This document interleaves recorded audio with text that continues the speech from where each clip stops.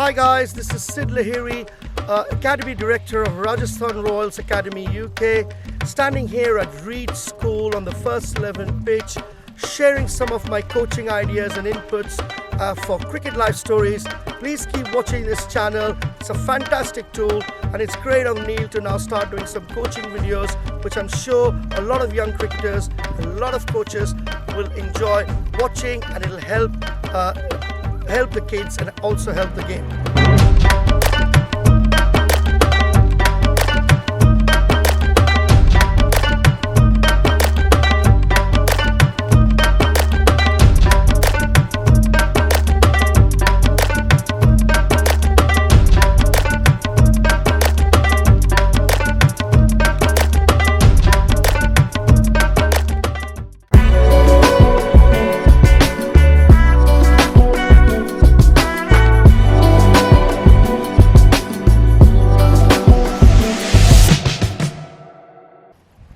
Cricket Life Stories with me, Neel Khagram. Today we're joined by Sid Lahiri.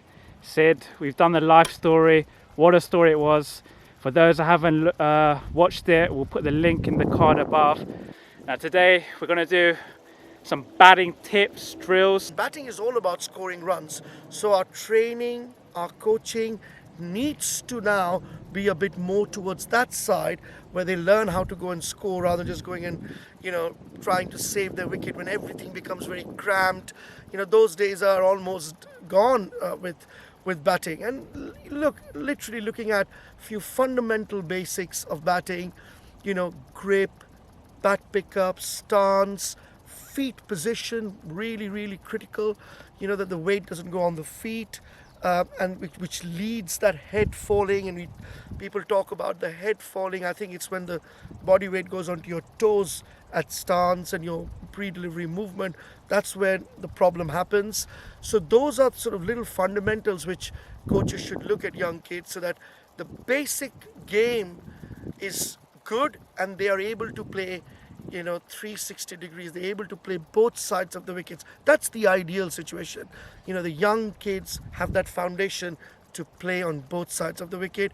They're easily able to move forward and easily able to move backwards, able to make those movements. They are able to play spin and fast bowling without too much of a hassle.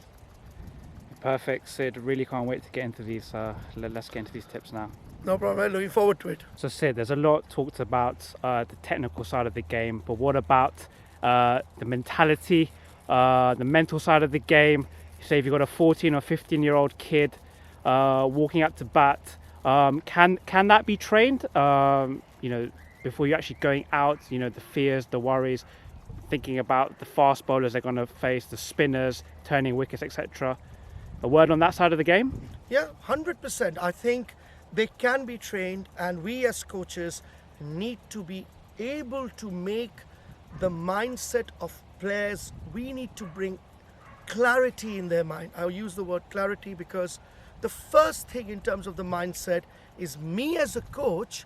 If I'm coaching a 14-year-old player, I need to first believe in that player's ability. So forget about the player for a time being. The coach, which is me, has to believe that player. If I believe in the abilities of that young player, I will be able to bring that positivity back into him. So I need to first believe, because if I don't believe, there's no way he's going to be successful. So I need to first believe. Secondly, I need to make that player understand that he or she will fail. May I repeat, will fail. Every batter fails. You look at the best players in the world, they're averaging 55. You look at Virat Kohli, you look at Joe Root, you look at Williamson, you look at Steve Smith, they're averaging between the range of 50 to 60. Which basically actually means we get all very excited about it. Look, he's a great player and he's averaging 50. Sachin's a great player, he averaged 50. Brian Lara was a great player because he averaged 50. But when nobody looks into the fact that they've actually failed, that means 50 times. Because if you play 10 matches and you land up scoring 500 runs, that means you haven't scored 100 in every game. So as a coach, we need to ensure that the player understands they will fail. So what can we do? We can only prepare them well. And when I say prepare them well, prepare them in their net sessions, in their practice environments. We create the match scenarios, the match pressure. So when they go out and when they play, they're just literally repeating. I'll give you an example. If this is a wicket, I'm standing on a wicket. So if a ball pitches, and I'll use this quote. If a fast bowler bowls to me, I'm in a cage and I'm batting here, and a fast bowler bowls to me in here. I'm going to actually step to that ball and I'm going to drive. Now, what is the difference? The same ball, when this cage is out and I am worried about the surrounding, about what is going on, pressure of getting out, performance, maybe the same ball, I make a mistake of not getting right to the pitch of the ball and I get out. So what we need to do as coaches is when they play in a cage, when they're practicing, they actually come out to bat thinking that they are in a game scenario. Yes, if there is a weakness, if there is a certain shot which they're trying to practice, they should do that. They should have okay, I'm going to practice my cut shot. So consistently I'm practicing that cut shot. That's different. But when I'm facing bowlers, when I'm facing a side armour, I'm batting, I need to think, actually, I'm in a match zone. So I'm playing a game. So that's a really, really crucial bit in terms of understanding that you are in that environment of match scenario and match practice, always in that practice session. Get that pressure so that when you go out and play a game, it won't matter to you, because you know this is exactly what I do in a net and I'll just go and replicate that. Then Neel, your next question about facing faster bowlings and preparation. As a coach, I would like, and that is why I'm big on my students or any young cricketer playing in different environments. You know, go to different countries, get a chance to play, get your mindset, practice in different conditions, practice against bowlers, because that's when it gets tricky. But in terms of me trying to prepare a young 14-year-old to play fast bowling, I do 2-3 things. If I don't have the luxury of having bowlers, I will use a new ball, I will use sidearm, I'll use a new ball, and I will then try to mix it. I would know that a new ball, if it's a 2-day game, there'll be slips, there'll be catches. I will try and hit a lot of balls in that area, missing the off stumps, swinging away, and then suddenly mix it up with a short ball with outside the off stump. Then trying to get my student to understand that was the ball which had to be hit for a 4. Suddenly pitching a ball on the leg stump, making him hit that for a 4. So making him practice in that environment where he's facing a lot of balls which is to leave, a lot of balls in the channel, and then one short ball, one loose ball, and whether he can hit that, whether he can actually convert that into a scoring option. That means he's in good zone, because opening the batting is all about sitting in your crease and waiting for the bad ball. It's very difficult to keep hitting the cover drive when the ball starts to swing. So your big scoring options are cut, pull, and the onside. So literally you have to sit and you have to wait. So we create that environment in practice sessions. The other thing is, again, working on the player, that he's easily able to move forward and backwards. Massively important for batting. So from my point of view, we try and keep it simple, make the person believe that he will or she will fail. So they've got to develop that resilience, that it can't be just cricket. He can't go and score 100. It's okay if you scored 100. What's so special about it? So if you get out, that's not anything big about it either. You know, it's just another day in office. So being relaxed, being easy, doing other things in life, very, very important for young kids. Play other sport, read a book, you know, play a music, paint, do whatever you want to, which takes you off from this sort of zone of, oh, I've got to score, I've got to score. Forget about I've got to score. Simple basics. Watch the ball, let your muscle memory take over, practice the way you should be playing in a game. So when you go to a match, you can just literally convert that and replicate that. The batting grip, to me, the fundamental, most important aspect of batting, because that's how we hold a bat. Massive amount of information is out there on internet, on YouTube.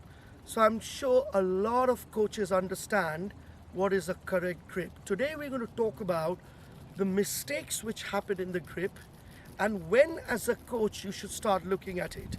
So from my point of view, you only start looking at the grip of a batsman or a batter when you see that there are certain areas of the ground or certain shots where they're unable to play and the grip is becoming a hindrance.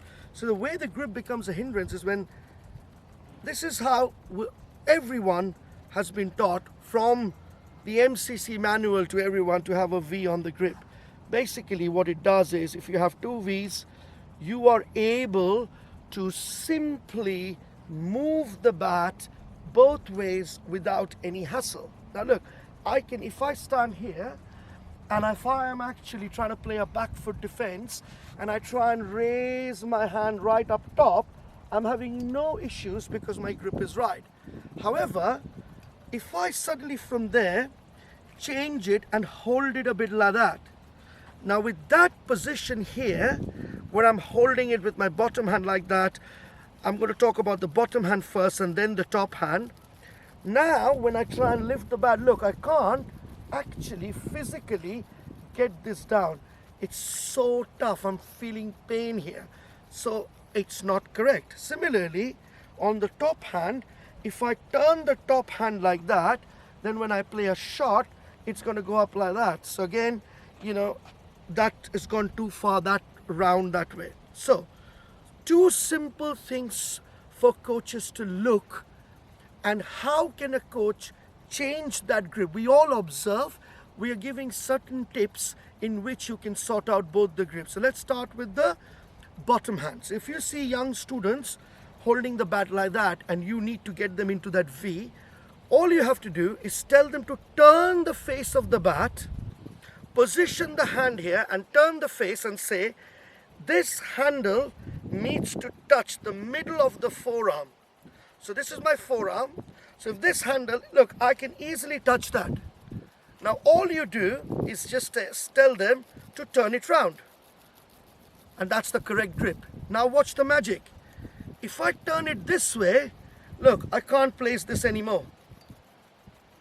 So for coaches, tell the kids to position the handle of the bat, bottom hand, in the middle of the forearm here.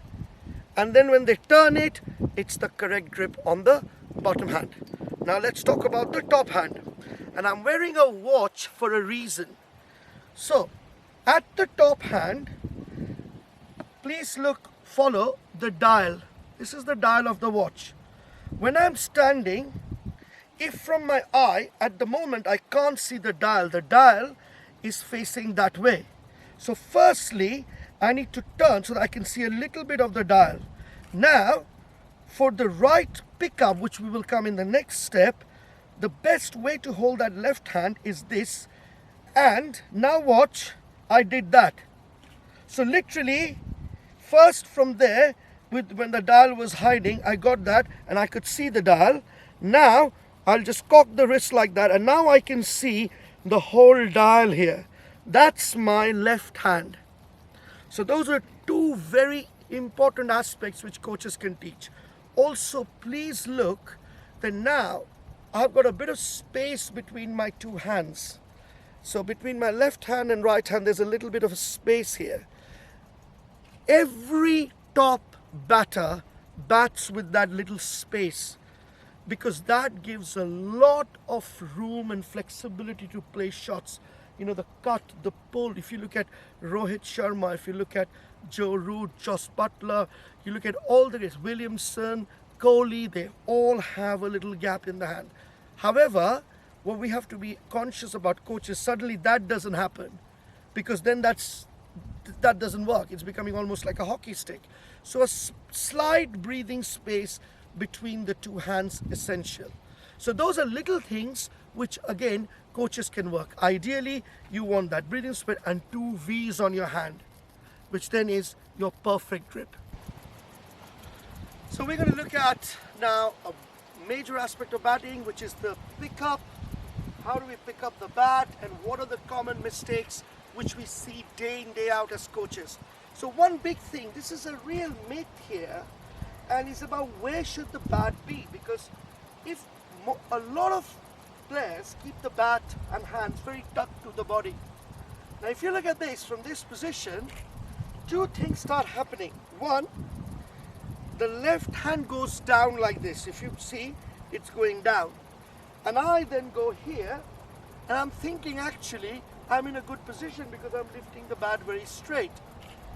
But what would happen is from that position that the bat starts to turn, and then when I go further, I'm going to go like there. So if that bat goes from middle stump, it starts to push an edge towards leg stump, two things will happen. One, when I'm trying to play the ball on the offside, I'll always try and play inside out. So that means when the ball swings, I'm in trouble because I'm only playing inside out. I'm not able to get behind the line of the ball and play straighter. The next problem what happens is, how do I access the leg side? Because from this position, if I have to play a ball on the leg side, clearly you can see I have to play around my pads. Now when I'm playing around my pads, look at the face of the bat, the ball travels in a straight line, and I'm in no position that I'm going to connect that. So really important for coaches to understand and rectify this mistake. So let's get a little bit out of that mid zone and start thinking about a pickup which is nice and relaxed. So first thing, this is the left hand going down. The left hand, when the left hand goes down, the bat path turns. So literally I'm going to go there.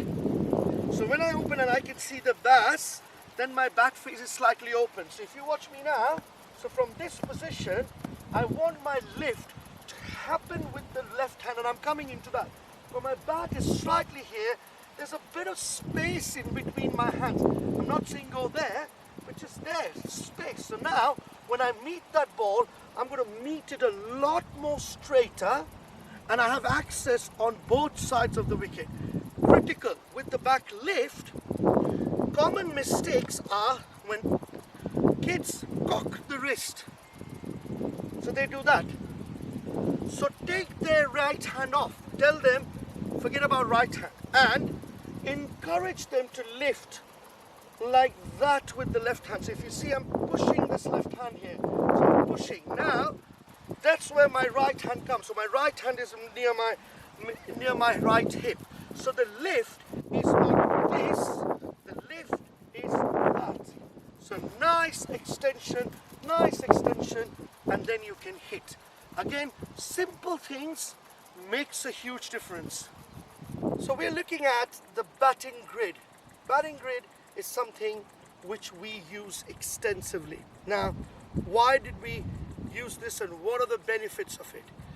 Massive problem for all coaches coaching at grassroots levels, and even when you look at some professionals and senior players, is this basic understanding as to where the ball has to be met. And we keep talking up to young players, get your head over the ball. Let's get that head over the ball. But what we see is three things. One, either kids play the ball here, in between the legs. Their head is like that, they play there. Or they play too early, or they play too late. They actually don't know where to meet the ball, which then becomes a massive issue when they have to play on the onside. Because if your head doesn't come here, when you're trying to play the onside, you would never be able to access that side. So we needed to find something, and this is the tool which we have created at the IOS, which is now the Royals Institute of Sport, by Zubin Bharucha, and this was something which we use extensively. Now what does it do? It does simply, it works on your batting against spin because you're learning how to defend. We use slim bats, even slimmer than that, and we use these little teeny balls. So we are looking at middling practice, and we are looking at how well they can see the ball up to the bat. So what I've done here is, we're going to look at three things. One, we have a grid which is basically designed in such a way that I can get into this front foot position of going onto my heel and actually coming onto my toes. So it's this rocking movement which we want the kids to learn. So that's the movement we want them to learn, because that is the foundation of front foot where the head is going over. Now, at my height, this is a good distance. If somebody is slightly, shorter, they can move that and adjust it depending on their height. Why have I placed these two cones? Because feeding is extremely important. I would expect the feeder to feed the ball one bounce, but land it somewhere here, so I can come in and meet that ball in front of me here. Now, why do we need to meet that ball here? The reason we need to meet the ball here is if you're playing spin and our bat is hiding, it could land up going bad. I could be out, or the ball can come and hit my legs and I'll be out LB. So we straight away teach the kids that when you're defending a spinner, you defend the ball in front of you and under your head. So in one shot, we get them not only to learn where to defend the ball, but also this whole business about where the head should be when they're playing front foot. So I'll play a few shots now, and then I will take it from there.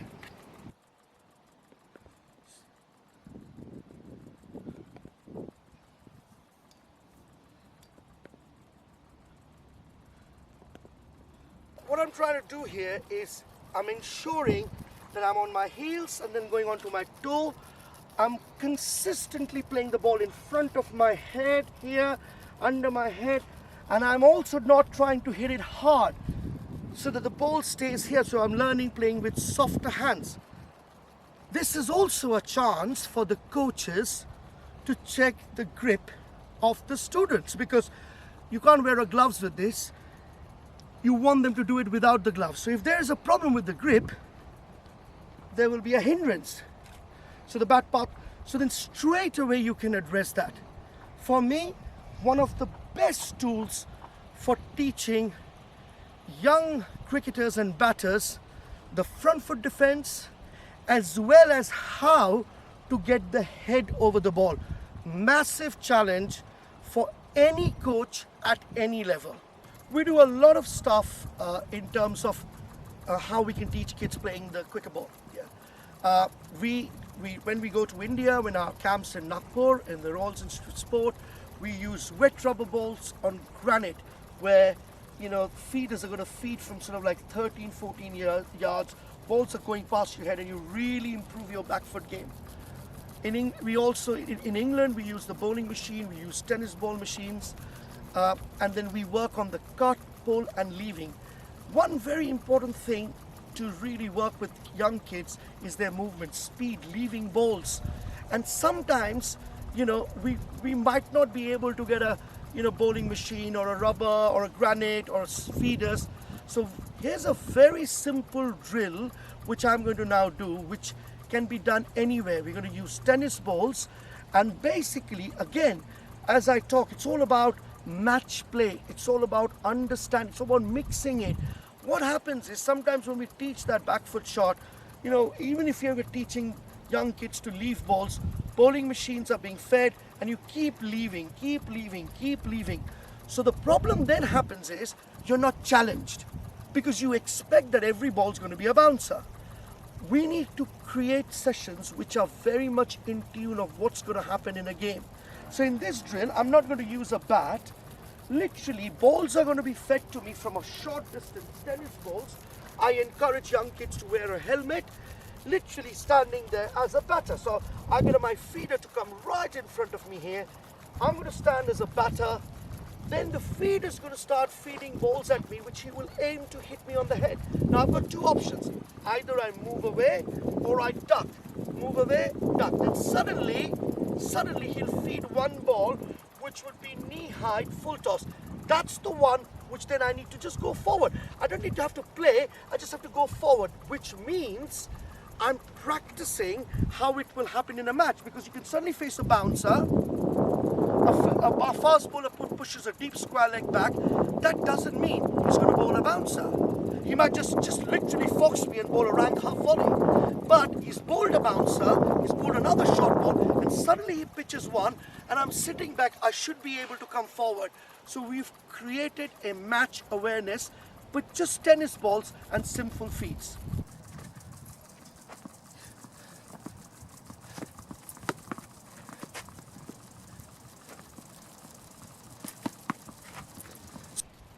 So Sid, let's move on to spin bowling.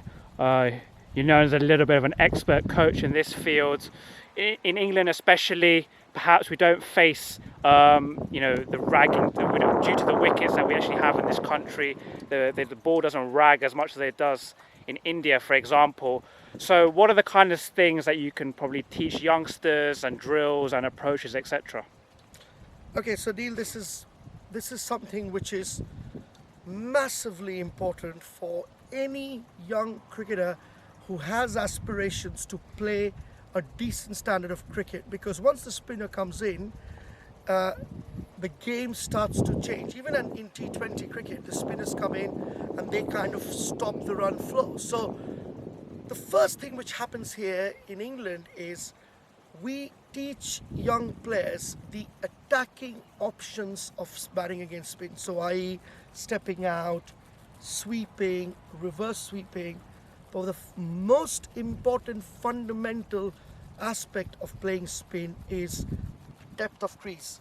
So if we can teach the kids that when you're batting against fast bowlers or spinners, the difference is fast bowlers, you can just come and play from here to a length ball and then just go back and play if it's a back foot shot. Spin, every inch matters. So if I play back foot to a spinner from here, without just like that, I'll have nowhere to go.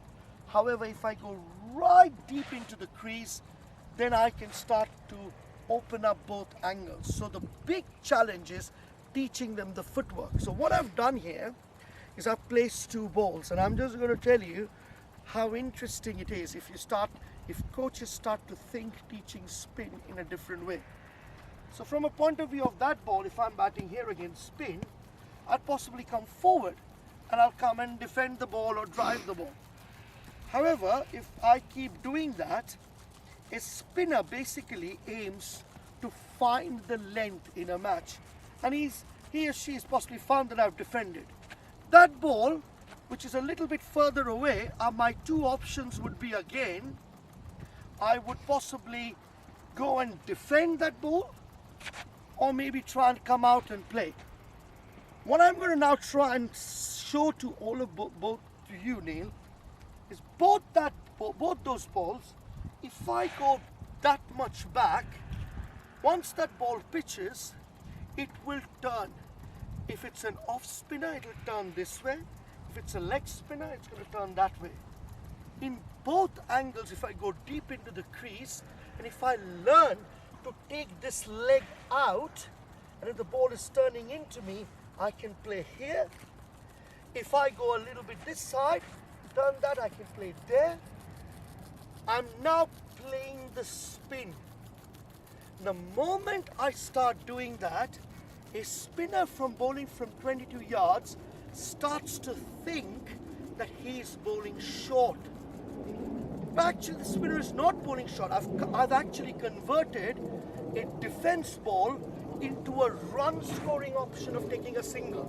So then that spinner is going to pitch it up a little bit more and will go somewhere here.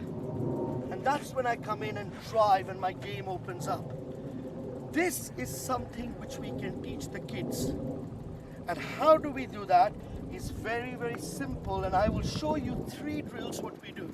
The most important drill is to teach them that when they go back, they get this leg away. How to get this leg away.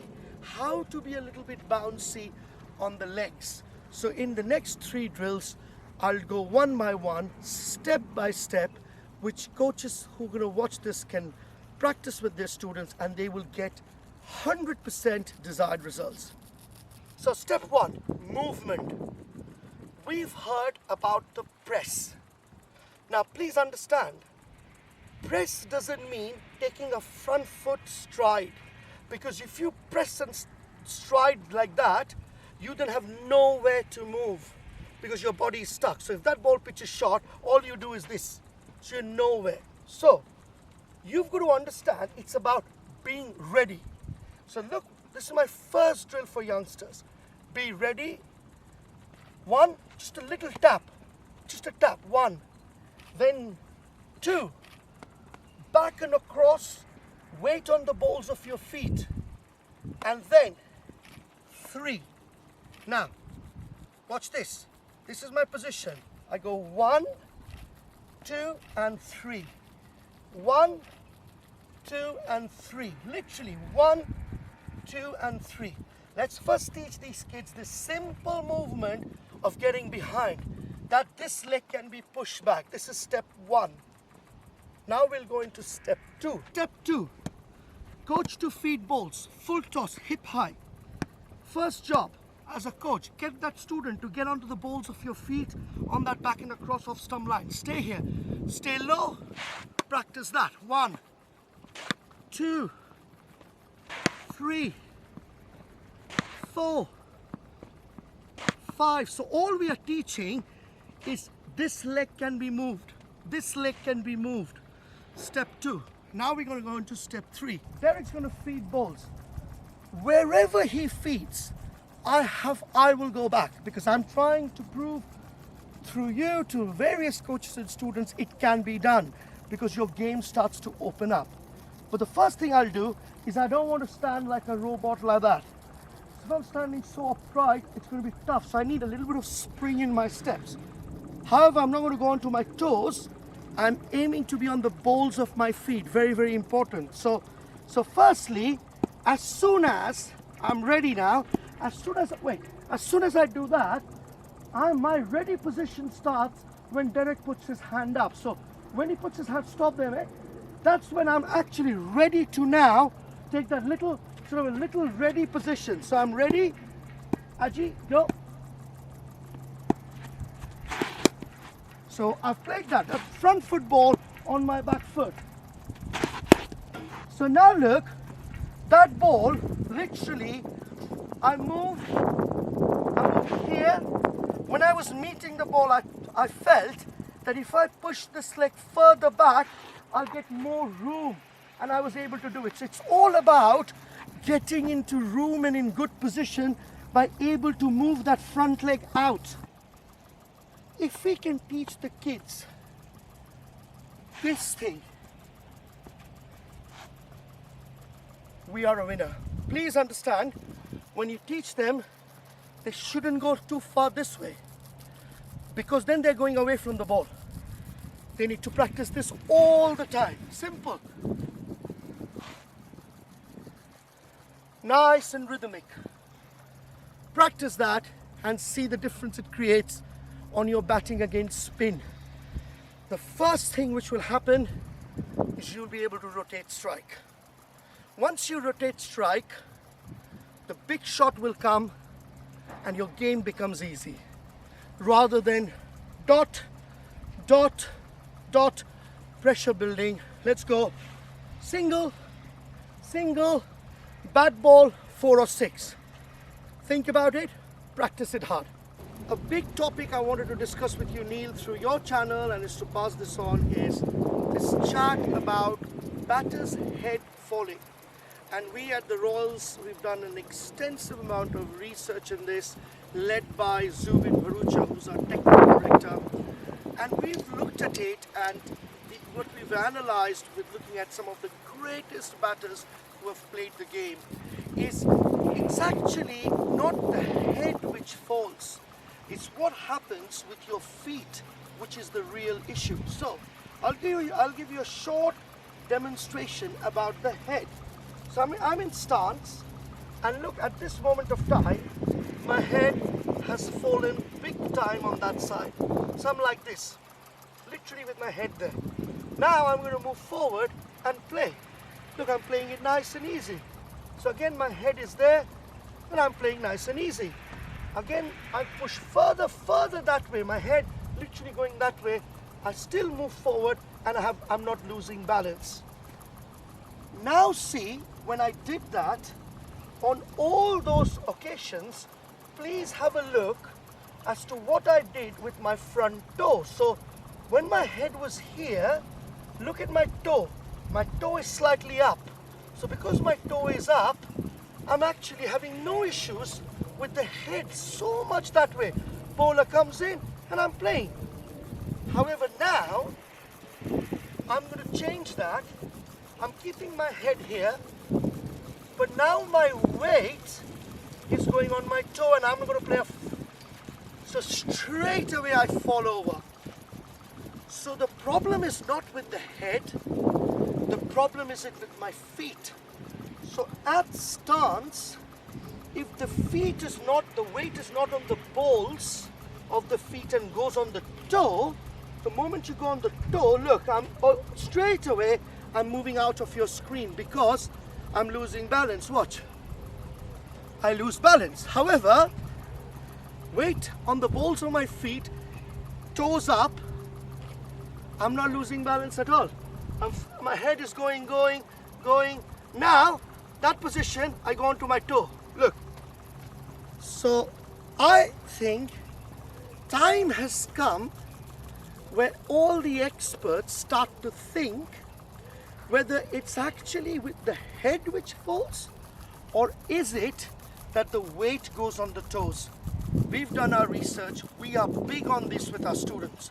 When the weight goes onto the front toe at your feet, what we see, the head falling, is a result of the weight going on the...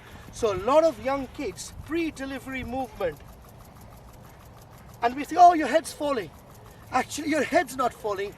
That they're doing the pre-delivery movement, instead of keeping the weight on their balls, they're going on their tiptoe, and hence the body weight goes that way. That's something which I wanted to share to all the coaches. Please try it yourself, experiment it, and then you will see how much sense it makes. Great to talk to you, Neel, as always.